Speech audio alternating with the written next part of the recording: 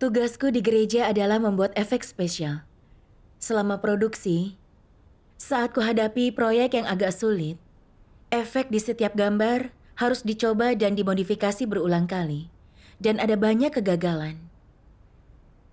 Saat kulihat proyek saudara-saudariku relatif sederhana dan mereka menyelesaikan lebih banyak proyek, kupikir proyekku punya tuntutan teknis yang tinggi. Jadi harus kuhabiskan waktu untuk berpikir, mencari bahan dan menganalisa. Dan siklus produksinya panjang. Jika proyeknya sederhana, pasti tidak merepotkan. Hanya perlu menguasai metode dan keterampilan sederhana.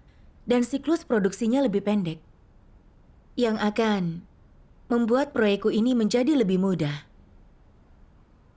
Setelah itu, dalam tugasku, kuperhitungkan proyek mana yang sulit dan mana yang sederhana, lalu kuputuskan mana yang diambil.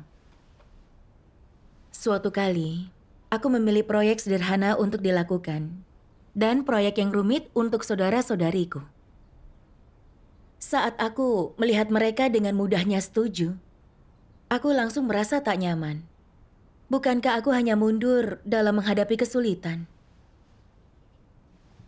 Namun aku berpikir, proyek yang sulit menghabiskan banyak waktu dan juga menghabiskan tenagaku. Serta terlalu banyak berpikir. Lebih baik pilih proyek sederhana. Lalu aku merasa ada ruang untuk perbaikan di salah satu proyek efek spesialku. Tapi aku tidak mau bekerja terlalu keras. Dan kelihatannya saudara-saudariku tidak melihat ada masalah. Jadi aku merasa tidak perlu mengubahnya. Terkadang, saat ada masalah, tidak begitu kupikirkan lalu bertanya kepada saudara-saudariku. Aku merasa cara ini menyelesaikan masalah dengan sangat cepat. Itu cara yang sangat mudah untukku. Namun ketika melakukan hal ini, aku merasa tertuduh. Ada beberapa pertanyaan sederhana dan bisa aku selesaikan dengan sedikit upaya. Dan meminta saudara-saudariku menunda tugas mereka. Tapi aku tidak berusaha mengenal diriku. Jadi, hal seperti ini menjadi caraku melaksanakan tugasku. Setelah itu, aku beralih ke tugas produksi video. Selain membuat video, aku harus memimpin saudara-saudariku belajar dan meningkatkan keterampilan profesional. Jadi aku harus bekerja lebih banyak dari biasanya. Tidak hanya belajar keterampilan profesional, aku harus mencari bahan dan mempersiapkan pelajaran yang dibutuhkan. Semuanya kelihatan sulit dan melelahkan. Kupikir, tugasku sebelumnya lebih baik. Aku tidak punya beban dan tekanan. Aku hanya perlu menyelesaikan proyekku. Sekarang aku punya lebih banyak pekerjaan dan lebih banyak lagi yang perlu dikhawatirkan. Semua itu sangat membuatku pusing. Lalu, aku mulai berpikir tentang cara menghemat waktu dan agar tidak terlalu lelah. Aku putuskan mengirim tutorial efek spesial pada saudara-saudariku. Maka, saudara-saudari bisa mempelajarinya dan tidak perlu kuhabiskan waktu mencari materi. Makin kupikir, tidak ada metode yang lebih baik sebenarnya. Lalu apakah metode ini efektif bagi mereka? Iya, Setelah beberapa waktu, mereka mengatakan bahwa tutorial tidak menyelesaikan masalah. Waktu itu, aku sedikit menyesal. Jadi, tanpa pilihan lain, kutemukan beberapa materi untuk diajarkan dengan cara sederhana. Pikirku, telah kuatur, pekerjaanku sudah selesai. Tak butuh waktu lama.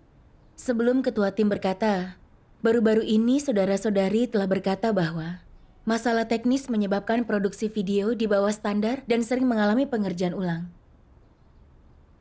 Setelah mendengar hal itu, aku tidak berusaha merenungkan diriku. Tugas menuntut penderitaan dan harus membayar harga, harus bertanggung jawab atas kesalahan. Makin tidak kuinginkan tugas ini. Suatu hari, pemimpinku menemuiku dan menyingkapkanku karena bersikap asal-asalan dalam tugasku. Dan berkata, jika tidak berubah, aku akan diberhentikan. Saat mendengar perkataan itu, meskipun aku sadar bersikap asal-asalan, aku tidak merasa menyesal. Dan saat memikirkan kesulitan yang harus kuhadapi kelak, aku tidak mau lagi melaksanakan tugas ini. Aku ingin tugas yang lebih mudah. Keesokan harinya aku menemui pemimpinku. Berkata, aku ingin tugas lain. Aku tidak mampu melakukan tugas ini. Lalu dia menanganiku dan berkata, kau sungguh tidak mampu. Apa kau telah berusaha? Kau menghindari kerja keras, bersikap asal-asalan, dan punya kemanusiaan yang buruk. Berdasarkan itu, kau sungguh tidak cocok untuk tugas ini. Saat mendengar pemimpinku mengatakan hal ini, tiba-tiba saja hatiku terasa hampa. Di studio aku melihat saudari lain sedang sibuk dengan tugas mereka. Tapi aku diberhentikan dari tugasku. Dan aku merasa sangat sedih. Tak pernah kusangka bisa sungguh kehilangan tugasku. Waktu itu, aku membela diri dalam hati. Aku tidak ingin tugas ini, tapi aku bisa saja diberi tugas lain. Mengapa aku tidak diberikan saja tugas lain? Tapi kemudian kupikir, Tuhan berdaulat atas segala hal. Pemberhentianku adalah datangnya watak benar Tuhan. Aku harus taat dan merenungkan diriku. Amin. Pada hari-hari berikutnya, adegan pemberhentianku terus terlintas di pikiran seperti film. Saat mengingat yang dikatakan pemimpin, aku merasa sangat sedih. Terutama saat dia berkata kemanusiaanku buruk. Aku tidak tahu cara merenungkan diriku. Lalu aku berdoa kepada Tuhan agar Dia membimbingku untuk mengenal diriku. Amin. Amin. Lalu kulihat satu bagian firman Tuhan.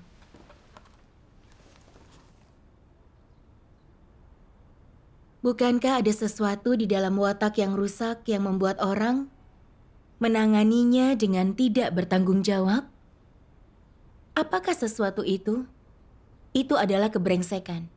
Dalam segala hal mereka berkata, rasanya sudah benar dan rasanya sudah cukup. Ini adalah sikap, mungkin, boleh jadi, dan tidak 100%. Mereka melakukan segala hal dengan asal-asalan. Puas hanya melakukan dengan seadanya. Mereka merasa tidak ada gunanya bekerja secara teliti. Dan mereka lebih tidak ada gunanya mencari prinsip. Bukankah ini suatu watak yang rusak? Apakah itu perwujudan dari kemanusiaan yang normal? Menyebutnya congkak dan tidak bermoral, dapat dikatakan itu sepenuhnya benar. Tetapi kata yang paling akurat adalah brengsek. Kebrengsekan seperti itu ada dalam kemanusiaan kebanyakan orang. Mereka ingin melakukan sesedikit mungkin dan ada penipuan dalam segala hal yang mereka lakukan. Mereka menipu orang saat ada kesempatan, berusaha mengambil jalan pintas, dan tidak mau menghabiskan waktu untuk memikirkan sesuatu. Mereka berpikir, selama aku tidak disingkapkan atau aku tidak menyebabkan masalah, maka aku bisa bekerja asal-asalan.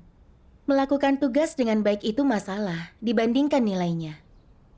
Orang semacam itu tidak mau terus belajar dan tidak berusaha dalam pembelajaran mereka. Mereka hanya mempelajari dasarnya dan mengaku ahli. Lalu bekerja asal-asalan. Bukankah ini sikap yang dimiliki orang-orang terhadap segala sesuatu? Apakah ini sikap yang baik? Sikap seperti ini yang diterapkan terhadap orang lain.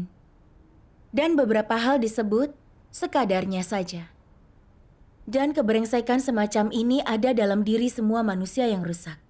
Orang-orang dengan kebrengsekan dalam kemanusiaan mereka menganut pandangan asal-asalan dalam apapun yang mereka lakukan. Apakah bisa mereka melakukan apapun dengan benar? Tidak. Jadi apakah mereka mampu menyelesaikan apapun? Bahkan lebih tidak mungkin. Bagaimana engkau membedakan antara orang yang berbudi luhur dan orang yang hina? Lihatlah cara mereka memperlakukan orang, peristiwa, dan hal-hal. Lihatlah cara mereka bertindak dan menangani sesuatu. Dan cara mereka berperilaku. Orang yang berkarakter dan bermartabat adalah orang yang serius, rajin, dan juga rela berkorban. Orang yang tak berkarakter dan tidak bermartabat itu asal-asalan dalam bertindak, selalu ingin menipu, sekadar saja dalam bertindak. Mereka tidak belajar keterampilan untuk dikuasai. Dan berapapun lamanya mereka belajar, mereka tetap dibingungkan oleh ketidaktahuan dalam hal keterampilan ataupun profesi. Jika engkau tidak menuntut jawaban, semua tampak baik-baik saja. Tapi setelah engkau menuntut jawaban, mereka panik, berkeringat, dan tidak bisa menjawab. Itulah orang-orang yang berkarakter rendah. Amin. Amin.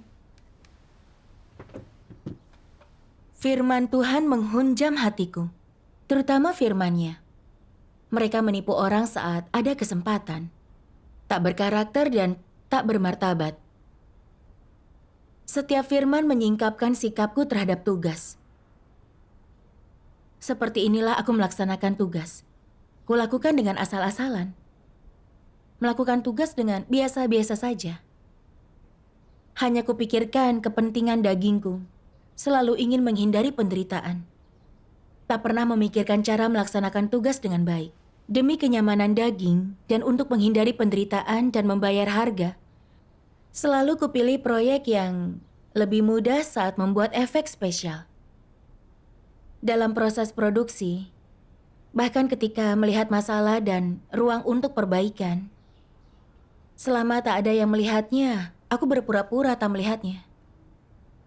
Dalam tugas produksi videoku, aku harus mempelajari keterampilan profesional dan mengajarkannya kepada saudara-saudariku. Aku merasa tugas ini terlalu banyak tekanan dan juga banyak penderitaan. Memikirkannya pun membuatku lelah. Demi kenyamanan dagingku, aku melakukan tipu muslihat agar saudara-saudariku belajar sendiri.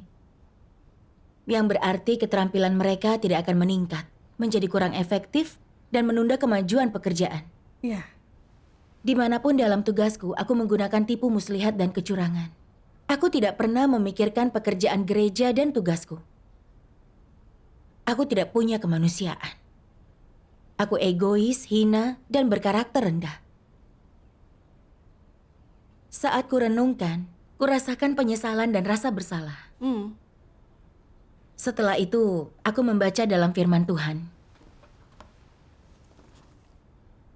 Di luarnya ada orang yang sepertinya tidak punya masalah serius dalam tugas mereka.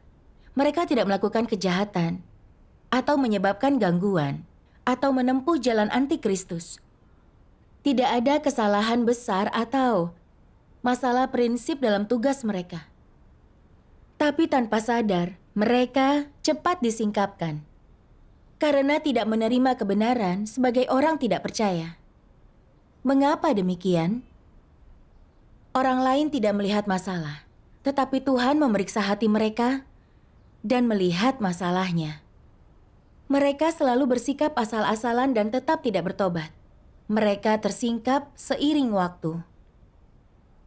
Apa arti tetap tidak bertobat? Itu berarti meskipun mereka selalu melaksanakan tugas, mereka selalu punya sikap yang salah. Sikap yang ceroboh dan asal-asalan, sikap sembrono, dan mereka tidak pernah bertanggung jawab apalagi setia. Mereka mungkin sedikit berusaha, tapi bersikap asal-asalan, dan pelanggarannya tidak ada habisnya. Tuhan melihat bahwa mereka tidak pernah bertaubat, selalu bersikap asal-asalan, dan tidak pernah berubah. Artinya, mereka tidak melepaskan kejahatan dan bertobat kepadanya. Tuhan tidak melihat ada sikap pertobatan atau pembalikan dalam sikap mereka. Mereka gigih dalam hal melakukan tugas dan amanat Tuhan dengan sikap dan metode yang asal-asalan. Secara keseluruhan tidak ada perubahan dalam watak mereka yang keras kepala dan keras hati ini. Dan selain itu, mereka tidak pernah merasa berutang kepada Tuhan, atau bahwa kecerobohan dan sikap asal-asalan mereka merupakan pelanggaran, sebuah kejahatan. Mereka tidak merasa berutang, bersalah, atau menyesal, apalagi menyalahkan diri. Dan seiring waktu, Tuhan melihat orang ini tak dapat diselamatkan. Apapun kata Tuhan, sebanyak apapun kebenaran yang mereka dengar dan pahami, hati mereka tidak tergerak. dan sikap mereka tidak berubah ataupun berbalik. Tuhan berkata, tidak ada harapan bagi mereka. Tidak ada apapun yang kukatakan menyentuh hati mereka dan mengubah mereka. Tidak ada cara untuk mengubah mereka. Orang ini tidak layak untuk melakukan tugas mereka dan tidak layak untuk memberikan pelayanan di rumahku. Mengapa Tuhan mengatakan hal ini? Itu karena saat mereka melaksanakan tugas, sebanyak apapun kesabaran yang diberikan, itu tidak berpengaruh dan tidak dapat mengubah mereka. Itu tidak dapat membuat mereka melakukan tugas dengan baik. Itu tidak membuat mereka sungguh mengejar kebenaran. Orang ini tidak dapat diselamatkan. Ketika Tuhan menetapkan bahwa seseorang tidak dapat diselamatkan, apakah dia akan tetap memegang erat orang ini? Tidak. Tuhan akan melepaskan mereka. Caramu memandang amanat Tuhan adalah masalah yang sangat serius. Jika tidak dapat selesaikan apa yang telah Tuhan percayakan kepadamu, engkau tak layak untuk hidup di hadirat-Nya. Dan engkau harus dihukum. Itu ketetapan surga dan bumi bahwa manusia harus menyelesaikan amanat Tuhan. Ini adalah tanggung jawab tertinggi mereka. Dan sama pentingnya dengan hidup mereka. Jika engkau tidak serius memperlakukan amanat Tuhan, artinya engkau sedang mengkhianatinya dengan cara yang menyedihkan. Dalam hal ini engkau lebih disesalkan daripada Yudas dan harus dikutuk. Amin. Kubaca berulang-ulang firman-Nya. Aku sadar, meskipun aku seperti melaksanakan tugasku, dalam hati aku mengkhianati Tuhan. Hanya kupikirkan kepentingan dagingku dan menghindari penderitaan. Dan bersikap asal-asalan dengan kelicikan. Bahkan saat mampu bekerja lebih baik, aku tidak melakukannya. Karena aku merasa setidaknya itu sudah dilakukan. Dan itu sudah cukup. Aku tidak pernah menganggap serius masalah sikapku ini dan tidak pernah merenungkan diriku. Lalu pemimpinku menyingkapkan dan memperingatkanku. Tuhan memberiku kesempatan untuk bertobat. Tapi aku tidak menyesal. Tetap memikirkan kepentingan dagingku. Saat berpikir bahwa tugasku membutuhkan kerja keras, aku tidak lagi menginginkannya. Aku sungguh mati rasa dan keras kepala. Tuhan memberiku kesempatan demi kesempatan untuk bertobat dan berubah, yang adalah belas kasihan Tuhan bagiku. Tetapi aku hanya memikirkan kepentingan dagingku, tidak mencari kebenaran dan dengan keras kepala terus menentang Tuhan. Aku sangat memberontak. Tugasku adalah amanat dan tanggung jawab yang diberikan Tuhan kepadaku, dan aku harus melakukan yang terbaik. Amin. Amin. Tetapi bukan saja aku gagal melaksanakan tugasku, aku juga bersikap asal-asalan dan bahkan menolak tugasku. Ini pengkhianatan terhadap Tuhan. Watak benar Tuhan tidak menoleransi pelanggaran, dan Tuhan membenci semua yang telah kulakukan. Pemberhentianku memperlihatkan keadilan Tuhan. Saat aku sadari, aku merasa takut.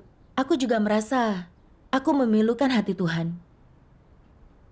Aku tidak boleh lagi seperti ini. Aku harus bertobat dan berubah. Amin. Amin.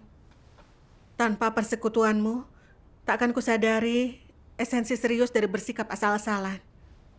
Saat memberi kelonggaran dan selalu menoleransi kesalahan kecil, kita pasti merugikan pekerjaan itu, dibenci oleh Tuhan. Benar. Lalu aku memberitakan Injil bersama saudara-saudariku. Karena aku tidak tahu prinsipnya dan tidak pandai berbicara. Tugas itu terasa sangat sulit dan kembali tidak mau bekerja keras.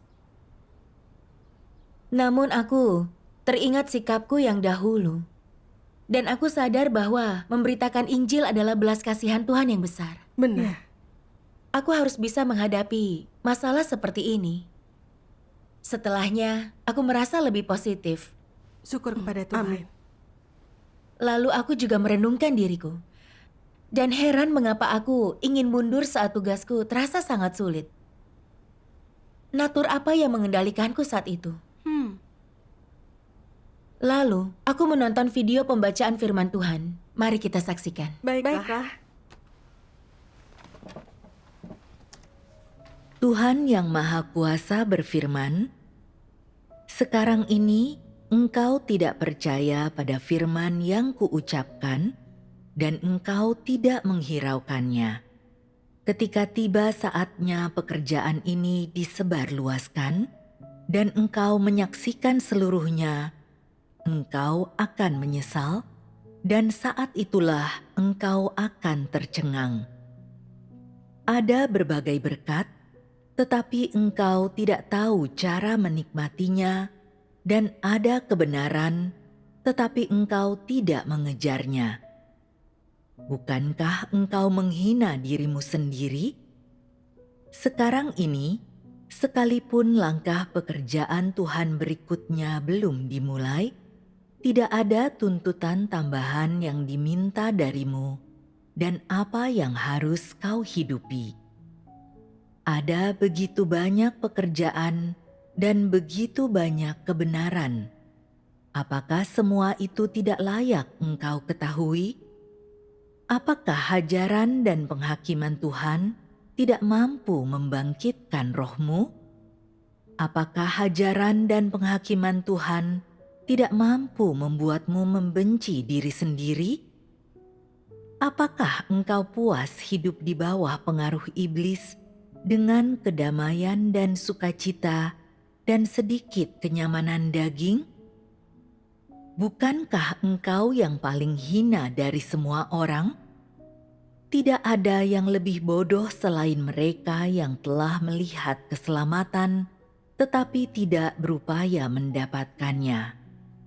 Mereka inilah orang-orang yang mengenyangkan daging mereka sendiri dan menikmati iblis. Engkau berharap bahwa imanmu kepada Tuhan tidak akan mendatangkan tantangan atau kesengsaraan, ataupun kesulitan sekecil apapun. Engkau selalu mengejar hal-hal yang tidak berharga dan tidak menghargai hidup, melainkan menempatkan pikiran yang terlalu muluk-muluk di atas kebenaran. Engkau sungguh tidak berharga. Engkau hidup seperti babi. Apa bedanya antara engkau, babi, dan anjing? Bukankah mereka yang tidak mengejar kebenaran, melainkan mengasihi daging, adalah binatang buas? Bukankah mereka yang mati tanpa roh adalah mayat berjalan? Berapa banyak firman yang telah disampaikan di antara engkau sekalian? Apakah hanya sedikit pekerjaan yang dilakukan di antaramu? Berapa banyak yang telah kuberikan di antaramu? Lalu mengapa engkau tidak mendapatkannya? Apa yang harus engkau keluhkan? Bukankah engkau tidak mendapatkan apa-apa karena engkau terlalu mengasihi daging? Dan bukankah ini karena pikiranmu yang terlalu muluk-muluk? Bukankah karena engkau terlalu bodoh? Jika engkau tidak mampu memperoleh berkat-berkat ini, dapatkah engkau menyalahkan Tuhan karena tidak menyelamatkanmu?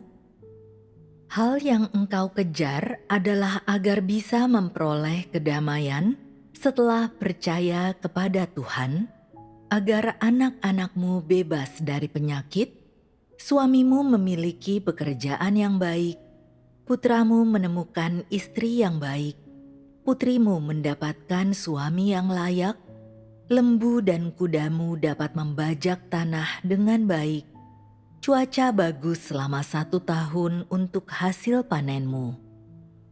Inilah yang engkau cari. Pengejaranmu hanyalah untuk hidup dalam kenyamanan, supaya tidak ada kecelakaan menimpa keluargamu, angin badai berlalu darimu, wajahmu tak tersentuh oleh debu pasir, hasil panen keluargamu tidak dilanda banjir, terhindar dari bencana, hidup dalam dekapan Tuhan, hidup dalam sarang yang nyaman. Seorang pengecut sepertimu yang selalu mengejar daging, apa engkau punya hati? Apa engkau punya roh? Bukankah engkau adalah binatang buas? Aku memberimu jalan yang benar tanpa meminta imbalan apapun, tetapi engkau tidak mengejarnya. Apakah engkau salah satu dari orang-orang yang percaya kepada Tuhan? Aku memberikan kehidupan manusia yang nyata kepadamu, tetapi engkau tidak mengejarnya. Apakah engkau tidak ada bedanya dari babi atau anjing?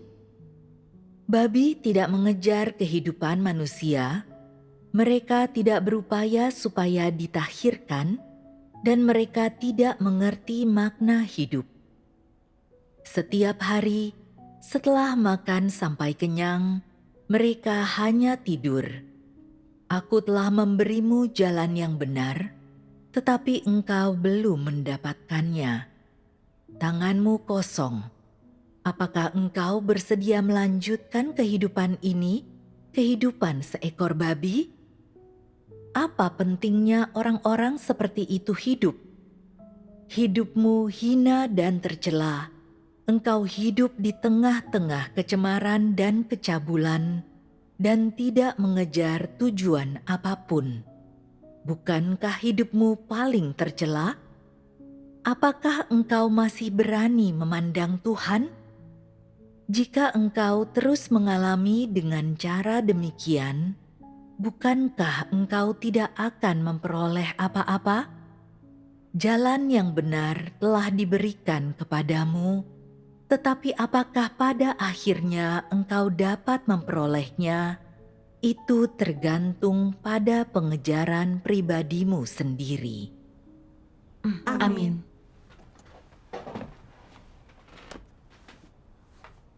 Setiap pertanyaan Tuhan menghunjam hatiku. Seperti Tuhan bertanya di hadapanku dan merasa aku berhutang banyak kepadanya. Aku teringat Tuhan yang berinkarnasi mengungkapkan kebenaran untuk membekali kita, agar kita memperoleh kebenaran, menyingkirkan watak rusak, dan diselamatkan. Ini berkat terbesar Tuhan bagi manusia. Amin.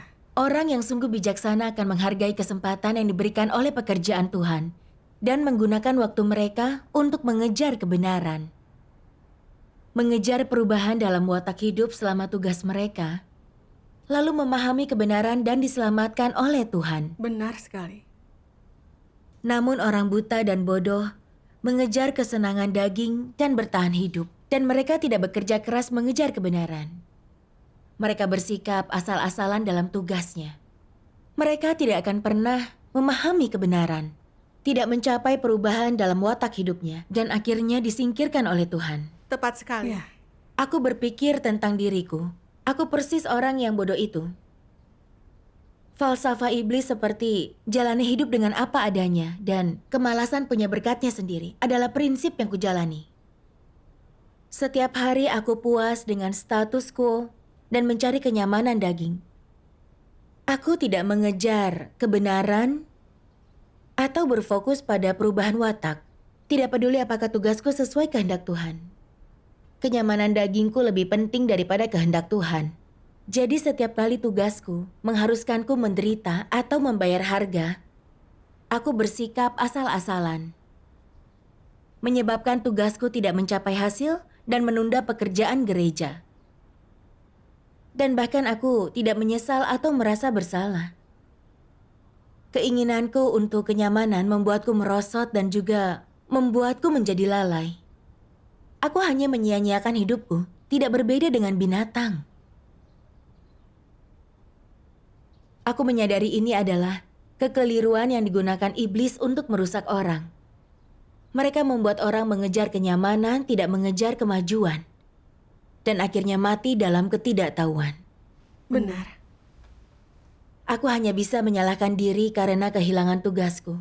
Aku terlalu malas, sembrono dengan karakterku, dan tidak layak dipercaya siapapun, yang membuat saudara-saudariku jijik dan membuat Tuhan membenciku. Tepat sekali.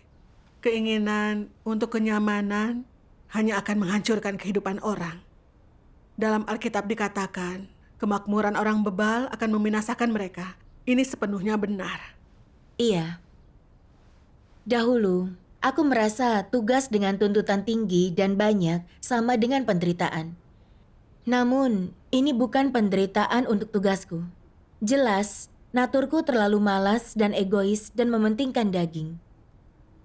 Meskipun kita harus menderita saat kesulitan terjadi dalam tugas kita mampu menanggungnya karena Tuhan tidak akan memberikan beban melebihi kemampuan kita. Iya, benar sekali. Itu benar.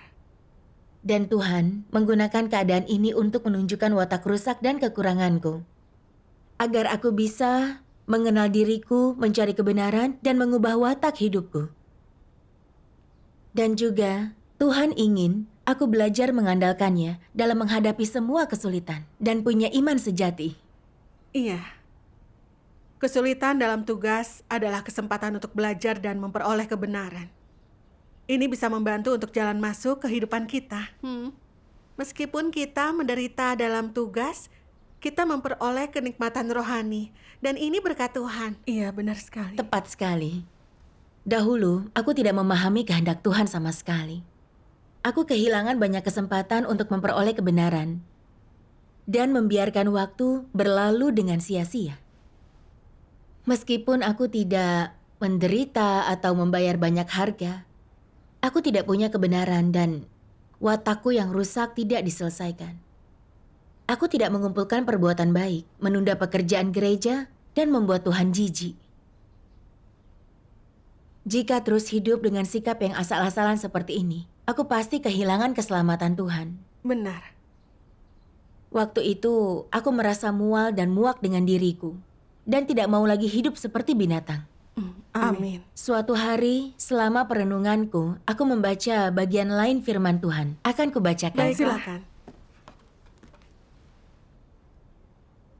Pengejaran pada zaman sekarang adalah demi meletakkan dasar bagi pekerjaan pada masa depan, agar engkau dapat dipakai Tuhan dan menjadi kesaksian baginya.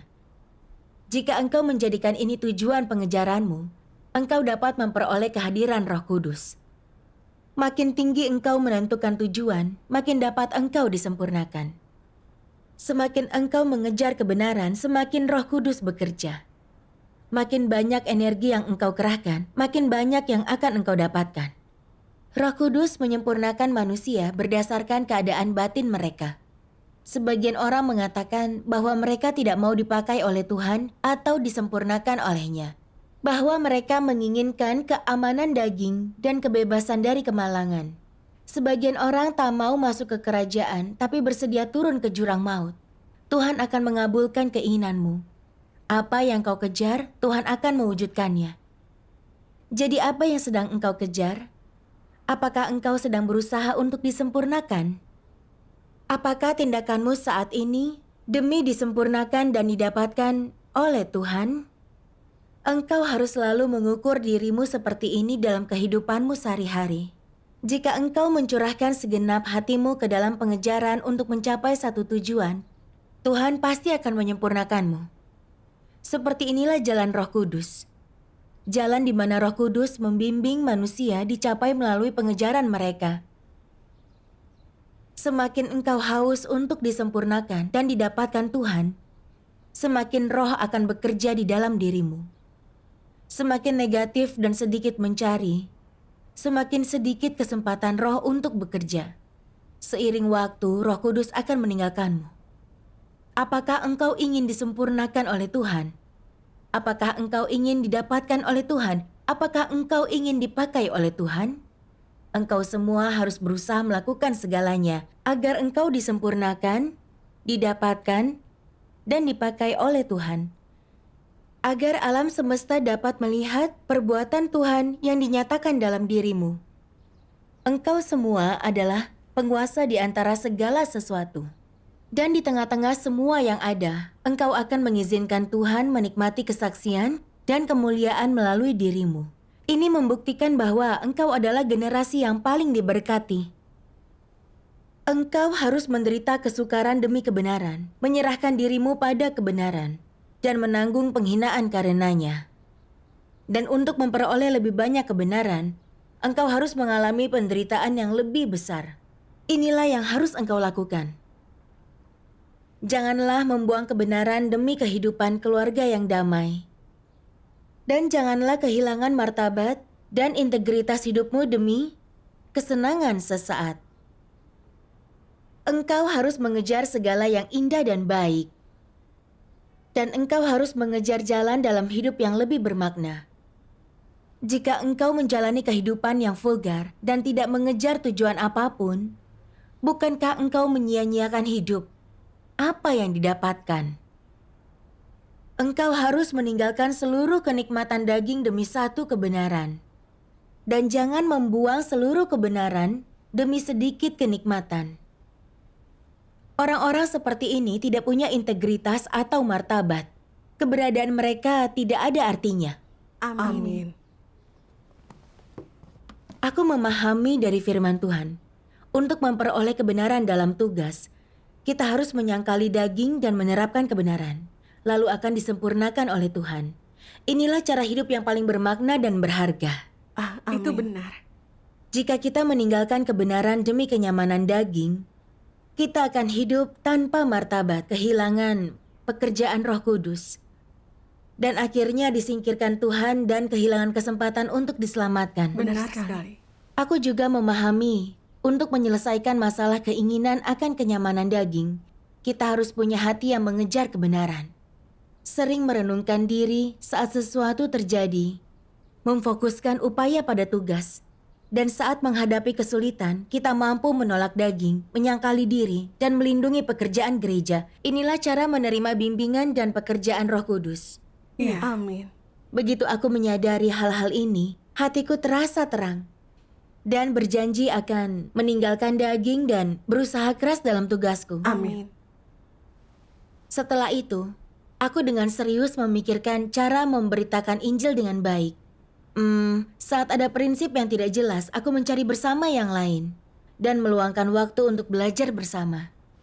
Lalu, saat ada lebih banyak hal yang harus dilakukan untuk memberitakan Injil, aku tidak lagi merasa kesulitan. Sebaliknya, aku merasa itu adalah tanggung jawabku. Meskipun sangat sibuk setiap hari, aku merasa diperkaya. Syukur kepada Tuhan. Lalu suatu hari, pemimpinku menemuiku dan memintaku kembali ke tugas membuat efek spesial. Saat mendengar berita itu, aku sangat senang. Aku hanya bisa bersyukur kepada Tuhan. Aku teringat dulu, aku memedulikan daging dan bersikap asal-asalan dan merasa berutang budi kepada Tuhan. Tidak bisa kutebus kesalahanku yang dulu. Hanya bisa kubalas kasih Tuhan dalam tugasku sekarang. Amin. Lalu, saat menghadapi kesulitan dalam tugasku, aku berdoa kepada Tuhan dan memikirkan cara untuk menyelesaikannya. Suatu kali, proyek efek spesialku hasilnya kurang baik. Dan pemimpin tim tidak tahu cara untuk memperbaikinya. Aku juga terjebak dalam kesulitan dan tidak tahu cara memperbaikinya. Kupikir, jika aku terus berusaha memperbaikinya, menghabiskan waktuku, aku tidak tahu apakah aku mampu memperbaikinya. Jadi mungkin orang lain yang harus mengerjakan ini. Pemikiran itu berarti aku kembali berusaha menghindari kesulitan. Jadi aku segera berdoa. Aku teringat firman Tuhan. Saat sebuah tugas dipercayakan kepadamu, jangan coba menghindari kesulitan. Jika ada sesuatu yang sulit, jangan mengabaikannya. Engkau harus menghadapinya. Engkau harus selalu ingat bahwa Tuhan menyertaimu, bahwa bersama Tuhan tidak ada yang sukar. Engkau harus punya keyakinan ini. Amin. Benar sekali. Firman Tuhan memberiku jalan penerapan. Apapun masalah dan kesulitan yang kita hadapi, kita harus mengandalkan Tuhan untuk menyelesaikannya. Kita tidak boleh berusaha menghindari kesulitan karena penderitaan daging. Itu berarti pengkhianatan kepada Tuhan. Iya. Setelah menyadari hal ini, aku berjanji pada diriku. Aku akan mengandalkan Tuhan, meninggalkan daging, dan berupaya memperbaikinya. Amin. Jadi, aku menenangkan diri dan terus merevisinya. Dan akhirnya membuat perbaikan yang diperlukan. Setelah menontonnya, semua orang merasa hasilnya bagus. Syukur pada Tuhan. Setelah melakukan penerapan seperti ini, hatiku menjadi damai dan tentram. Aku merasa bahwa membayar harga dalam tugasku sungguh berkat dari Tuhan. Syukur pada Tuhan. Syukur kepada Tuhan.